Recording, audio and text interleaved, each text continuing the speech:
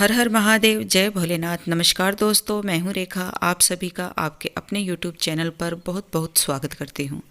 आज की इस वीडियो में मैं आपको पशुपति व्रत से संबंधित आप ही के द्वारा पूछे गए प्रश्नों के उत्तर देने वाली हूं कि पशुपति व्रत में हम क्या करें क्या ना करें।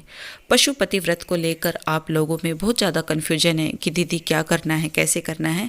आज की वीडियो में मैं आपके सभी प्रश्नों के उत्तर देने वाली हूं। अगर आप मेरी वीडियो पर, मेरे चैनल पर आज पहली बार विजिट कर रहे हैं तो मेरा आप सभी से अनुरोध है, वीडियो को शुरू से लेकर अंत तक पूरा देखिए, पूरा सुनिए। अगर आपको जानकारी सही लगे तो कृपया करके मेरे चैनल को सब्सक्राइब अवश्य कर दें। बेल आइकन को भी प्रेस कर लें ताकि पूजा पाठ, व्रत, त्योहार की सभी वीडियो का नोटिफिकेशन आप देख पाएँ सबसे पहले। आपका सबसे पहले प्रश्न आता है, दीदी अगर गलती से पशुपति व्रत टूट जाए तब क्या करें। तो देखिए, जो पशुपति व्रत आप कर रहे हैं, आपने 1, 2, 3 या 4 व्रत कर लिए हैं और गलती से आपका बीच में 5 व्रत के बीच में ही आपका पशुपति व्रत खंडित हो जाता है, तो ऐसे में आपको पशुपति व्रत कंटिन्यू रखना है, व्रत को छोड़ना नहीं है। जो व्रत आपका गलती से टूटा है उसे आप गिनती में ही ना लें और उसके अलावा आप एक व्रत और एक्स्ट्रा कर लें। इस तरह से आप पशुपति व्रत को पूर्ण कर सकते हैं। भगवान भोलेनाथ अपने भक्तों पर सदा अपनी कृपा दृष्टि बरसाते हैं। अगर किसी वजह से कोई गलती हो भी जाए तो क्षमा प्रार्थना करके एक व्रत और ज़्यादा कर लें। आपका अगला प्रश्न है, क्या दीदी पशुपति व्रत वाले दिन हमें ब्रश करना चाहिए या नहीं। तो देखिए, कोई भी व्रत हो, व्रत वाले दिन जो पहले से ब्रश हम यूज करते हैं उस ब्रश का हमें प्रयोग नहीं करना चाहिए, क्योंकि उस ब्रश से हम रोज़ाना ब्रश करते हैं और तामसिक पदार्थों का हम सेवन करते हैं, लहसुन प्याज जैसे मांस, मछली, अंडा जो लोग खाते हैं और व्रत करते हैं उसी दिन उस ब्रश से ही हम अपने दांतों को साफ करते हैं। तो ऐसी गलती व्रत वाले दिन भूल कर भी नहीं करनी चाहिए। आप चाहें तो नया ब्रश लेकर व्रत वाले दिन अपने दांतों को साफ करना चाहिए, या फिर एक दिन पहले आम, अमरूद, आंवला या जामुन इनमें से किसी भी पेड़ की डाली को तोड़कर आप चाहें तो दातुन बना सकते हैं, या फिर इन्हीं के पत्तों को तोड़कर आप अपने दांतों को साफ कर सकते हैं। लेकिन व्रत वाले दिन आप किसी भी पेड़ पौधे को क्षति ना पहुंचाएं। इसी के साथ आपका अगला प्रश्न है कि दीदी 2 व्रत अगर एक साथ पड़ जाएं तब हम पशुपति व्रत कैसे करें, क्योंकि काफ़ी बार सोमवार के दिन ही एकादशी आ जाती है या फिर सोमवार के दिन ही प्रदोष व्रत पड़ जाता है। तो ऐसे में हम पशुपति व्रत करें या एकादशी व्रत करें या प्रदोष व्रत। अगर आप पहले से ही प्रदोष व्रत या एकादशी व्रत या पशुपति व्रत करते आ रहे हैं तो आप दोनों व्रत एक साथ कर सकते हैं।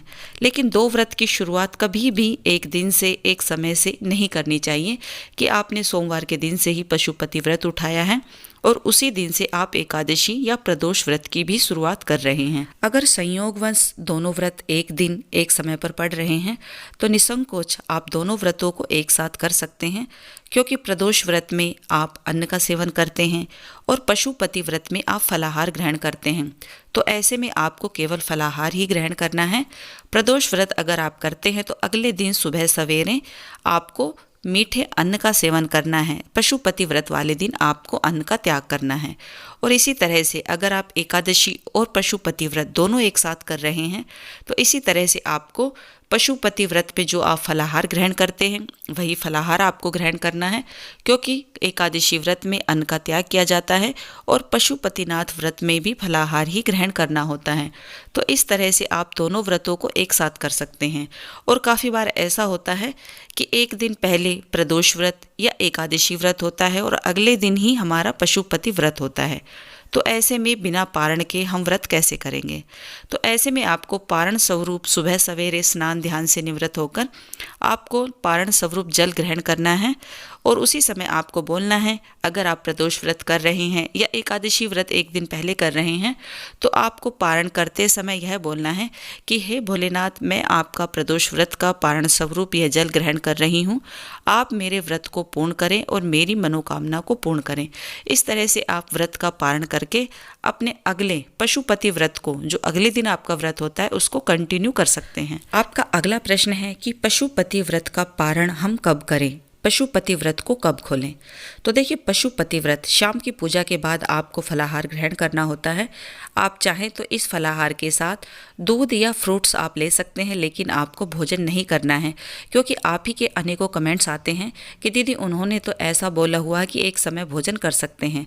अगर आप किसी दूसरे की वीडियो देखकर इस व्रत को करते हैं तो आप निसंकोच ऐसा भी कर सकते हैं, लेकिन मैंने अपने किसी भी वीडियो में ऐसा नहीं बताया कि शाम की पूजा के बाद आप एक समय भोजन कर लें, क्योंकि आप शिव पुराण पढ़िए, शिव पुराण में कहीं नहीं लिखा हुआ है कि पशुपति व्रत हो या भोलेनाथ का कोई भी व्रत हो उसमें नमक का सेवन किया जाता है। तो आपको नमक का सेवन नहीं करना है, केवल फलाहार ही ग्रहण करना है। और शाम की पूजा के बाद आप चाहें तो जैसा मैंने बताया, आप फल और दूध और ज़्यादा ले सकते हैं अगर आपको भूख लगती है, आपका अच्छे से पेट नहीं भरता है तो। लेकिन आपको व्रत रात्रि के 12 बजे के बाद भी नहीं खोलना है, क्योंकि अगले दिन जब तक सूर्य उदय नहीं होता तब तक उस दिन की पूर्णता नहीं होती। तो इस तरह से आपको जब अगले दिन सूर्य उदय होगा, सुबह सवेरे स्नान ध्यान से निवृत्त होकर लघु पूजा करके आपको अपने व्रत को खोलना है। क्योंकि आप में से काफ़ी कमेंट्स मेरे पास ऐसे आते हैं कि दीदी रात्रि के 12 बजे के बाद दूसरे दिन की शुरुआत हो जाती है, तो क्या हम मध्य रात्रि के बाद भोजन कर सकते हैं, व्रत को खोल सकते हैं? तो ऐसी गलती आपको भूल कर भी नहीं करनी है। अगले दिन आपको सुबह सवेरे स्नान ध्यान से निवृत्त होकर गौ माता को, पक्षियों को, चींटी को या कुत्ते को, अगर आपको इनमें से कोई भी पशु पक्षी मिल जाए तो उनको आप रोटी, दाना, पानी, चारा अगर आप खिला सकते हैं, आपकी सामर्थ्य है तो इनको दाना पानी आप अवश्य खिलाकर अपने व्रत को पूर्ण करें।